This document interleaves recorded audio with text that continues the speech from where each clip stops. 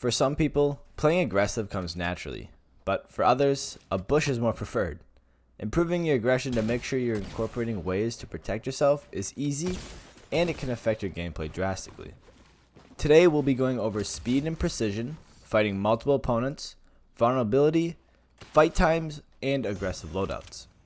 Being fast and precise will apply pressure onto your opponents in the easiest way possible.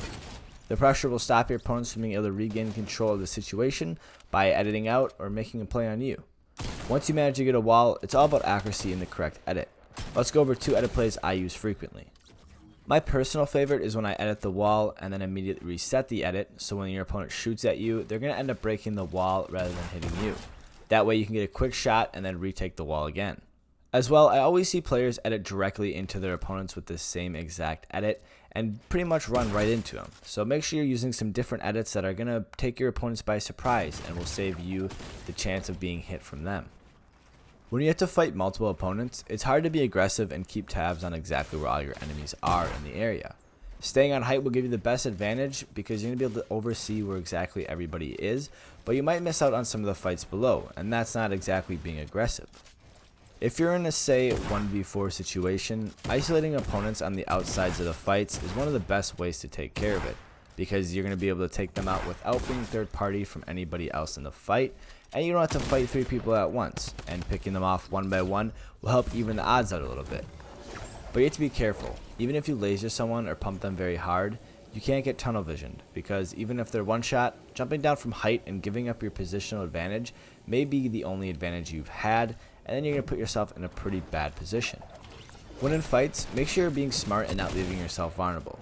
For example, if you attempt to steal a wall, block off angles that leave you exposed to large portions of the map to stop yourself from getting third-partied easily. Simple things like always moving will help your chance of not being hit.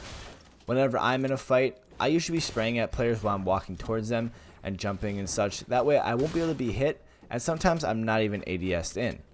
It's simple, but it will stop them from being able to spray back at me, and I'll be able to keep that pressure as I'm approaching them. Finishing your fights as quickly as possible will help you reduce the chance of being third-party during or after a fight, and will give you the sufficient time you need to heal up and reset before someone else pushes in or you push out. As well, playing aggressive will require you to have excess shield, as a lot of times you may have to tank some damage. The faster you finish a fight means the more shield, mats, and ammo you will receive from eliminating your opponents, as they won't burn through theirs. I won't go into too much detail about winning fights, but I will have a pop-up in the top corner of the screen that will link you to my previous video that will cover everything you need to know about 1v1 fights. Now, of course, certain guns/items will promote a more aggressive playstyle. Run and gun type weapons typically help the most because they have a large clip and will be great at breaking walls and applying pressure. Some of my favorite are, of course, the drum gun and the tactical assault rifle.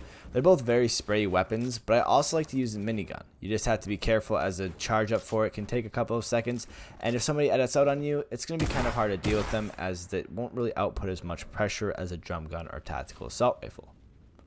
2 other things I like to use a lot: we got the heavy sniper, which is very great at taking walls easily, and if you're good enough, you can always start a fight off with a quick 150 damage if you hit them in the body, which will immediately put a lot of the advantage in the fight right towards you.